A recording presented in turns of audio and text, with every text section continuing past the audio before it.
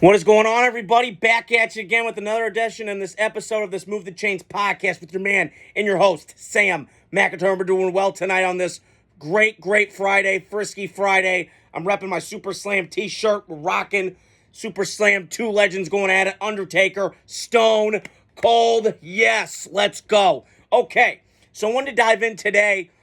Great matchup last night between two NFC really good teams in the Rams, Vikings in LA last night. I wanted to get my thoughts on that. I also wanted to get into and dive into, I'm looking at my notes here. That was all I was going to talk about today, the game last night. Great game. I'll head on both sides of it. But I wanted to start first off with from the losing side of it and then the winning team side of it. So Minnesota, you got to regroup, man. Now, you had a short week. You lost to Detroit. And there's like a triple down effect I read from Schefter this morning on Facebook that you play the Lions that week, you lose, the team loses, whoever loses at Detroit loses that next week. So kind of weird thing that happened with the Vikings last night. I wouldn't be discouraged, though. The only thing I'd be discouraged about is what happened to that offense. Now you could give credit to McVay, but I'm kind of looking at Brian Flores' off defense. Now, again, this is my knock on his defense. It is very good, and I'm not disputing that. It's flummoxed Jordan Love. It's flummoxed Brock Purdy. It's flummoxed C.J. Stroud, who's been great. But I'll say this.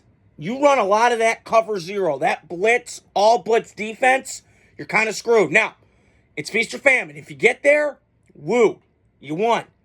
But a lot of times, a lot of those teams are going to do some different stuff offensively, formation-wise, and personnel to kind of get guys going in motion. You saw that last night with the chess match that I was intrigued with going into this game between Brian Flores and Sean McVay. And I heard this from an ex-scout, John Middlecoff of mine, was that the Rams last night used a lot of bunch formations to get guys in motion, confused. It's like a lot of eye candy, like a Mike McDaniel offense. You got to see where the shit's going, pre-snap, post-snap. It was a lot of that last night. So I also could point to that. But I will say, my guy Sammy Darnold, who gets brownie points because he's got my name, looked really good last night. And if I'm a Viking fan, for only $10 million you got this guy, that's a great bargain. Great bargain. So good for you last night. And I applaud you for that, brother, because it looked great last night. Now, I will say, now that Minnesota next year, they got some thinking to do because J.J. McCarthy comes back from his ACL. So you got kind of a dilemma right now. Now, the good news is for the Vikings is the schedule gets a little looser. Now, the Colts coming up. Now, they flex that game to Sunday night, which is going to be a great matchup, and I can't wait for that. Vikings, Colts in Indianapolis. I'm excited for that game. Richardson, Steichen versus O'Connell. Brian Flores against Shane Steichen, the coach, who's also a play caller for the Colts. I cannot wait for that matchup. So Minnesota's going to be okay. Like I said in my a couple weeks ago about Tampa Bay and Tampa Bay and Atlanta, was that it's a tough loss. You got to regroup, and I think Minnesota will be fine.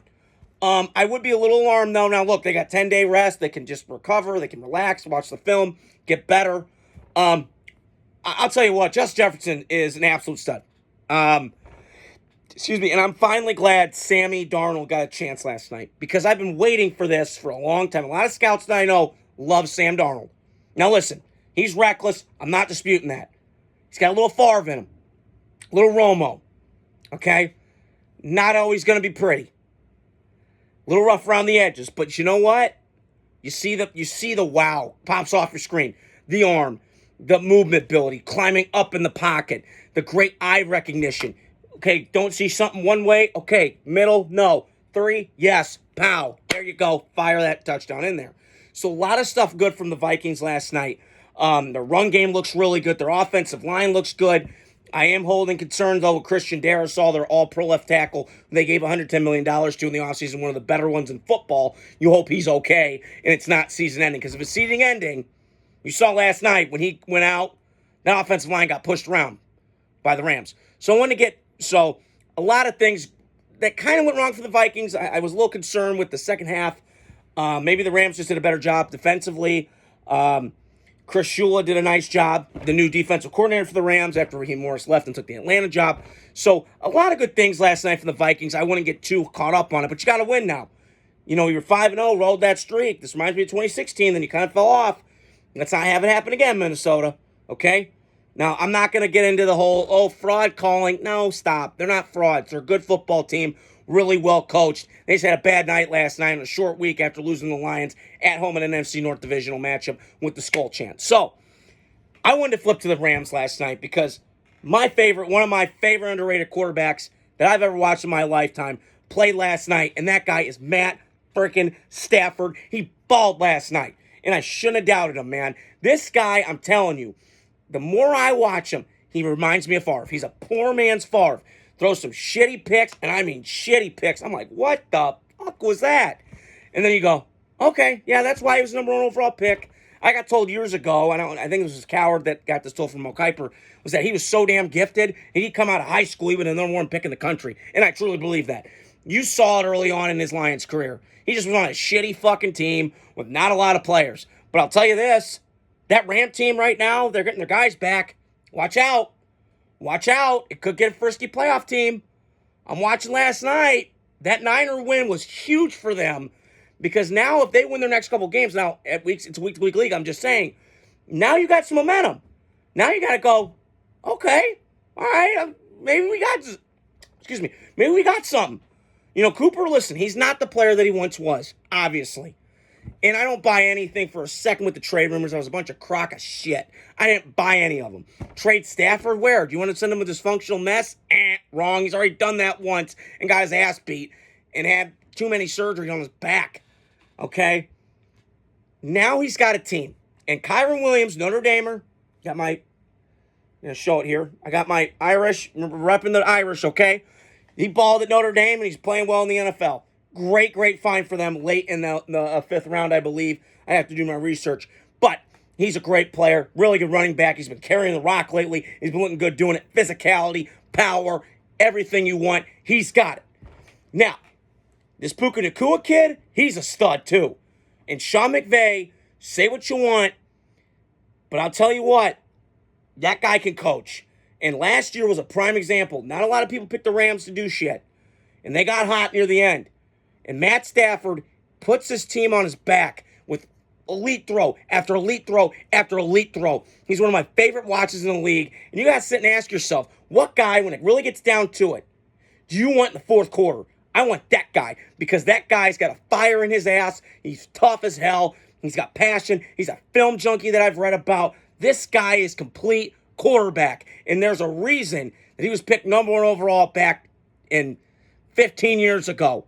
So, congrats to the Rams last night. Congrats to Matt Stafford. Good job, buddy. You get some rest now. Go recover.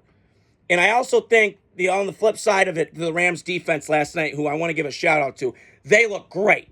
Now, going into the year, they lost Aaron Donald, who I would argue is like on a short list for me of like elite defensive players I've ever seen. Obviously, you got your Ray Lewises, your Brian Urlachers, your Ray Lewises, your Luke Kuechly's, your Ed Reeds, those guys. And then your Luke Kuechly's come along, and then your Richard Sherman's come along in the corner, and Charles Woodson, those guys. He, to me, is like upper echelon.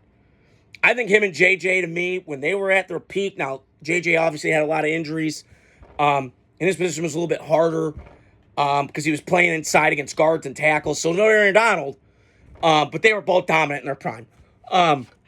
But I would say Aaron is just on a different level. He was so dominant. I remember when I watched him when he was at Pitt that last year before he came out in 2014, I went to watch, I think it was a Duke game. They were playing Duke. Pitt was playing Duke in Durham, North Carolina.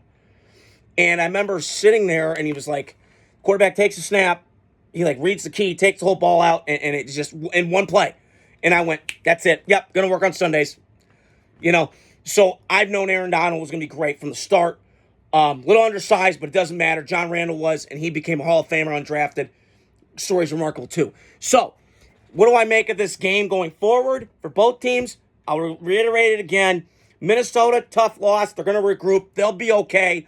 Get it right. You got a couple easy games coming up. I have to look at their schedule, but I think it gets pretty easy from here on out, supposedly. But we'll see how that goes. Rams, they're getting healthier at the right time right now. Puka Nacua, he kind of got in the groove last night. It reminded me of that, why he was so great last year as a rookie and was balling. So they got a lot of momentum going right now in LA. And this division's kind of up for grabs right now. I thought it was the Niners, but maybe the Niners have some Super Bowl hangover karma. I don't know what it is. Arizona, I said Monday night, I'm not sold on Kyler. I know he's a gifted talent. He reminds me of Bill Murray a little bit. Aloof, hard to deal with. Plays too much fucking video games for my goddamn liking. It's annoying. But I can't dispute the talent, but they're far way away. In Seattle, listen, they got a lot of pieces I like, but like I made the argument a couple weeks ago, they remind me of Tom Brady with Tampa. They need a guy at quarterback to get them over that hump a little bit more a little bit more juice. Not the shot at Geno. He's done well, and it's one of the best bridge quarterback stories that I've ever seen in my life. I mean, you could put Rich Gannon in there. But I think Rams might win this now. And I'm trying to look here at my notes. I'm trying to look here. It's great to have you guys in today. I was right. Okay, so I did have the Rams winning the division this year, going into it because of my concerns with the Niners. So hopefully my prediction's right. But like I said, I'm always right and I'm always wrong. And I do think this is a playoff game to me. Now, where it's going to be at, my guess would probably be Minnesota because they got the better record right now, and I think they could probably get on a run and probably get home field. Now, the problem is for Minnesota, you had this happen 2 years ago.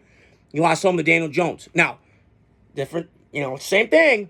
You got to do it now. Now, you're at home. You got the skull, you got the skull chant going. So, can you get that momentum of the crowd like Detroit did last year when they played Tampa in Detroit for that playoff game on their way to obviously the NFC Championship game?